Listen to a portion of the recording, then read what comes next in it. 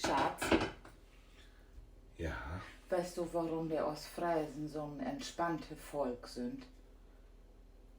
ich weiß das. Aber du wollt mir das hier Säcke verklopfen. Ich weiß ja nicht, ob du dasselbe meinst als ich.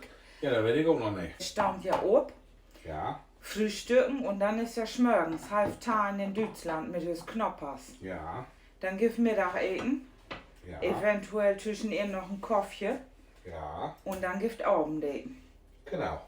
Ja, und dann aus Friesland, wir staunen ob, dann gibt ein Pot Tee und ein bisschen Frühstück.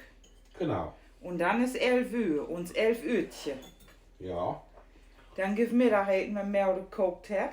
ja, Nachmittags bei Tee, da kann man auch mal ein Schöttchen rum in der. da kann man, ja. Ja, und dann gibt Abendeten. Da süß ja Mühe mit der Heile rum und der 11 Uhrtje.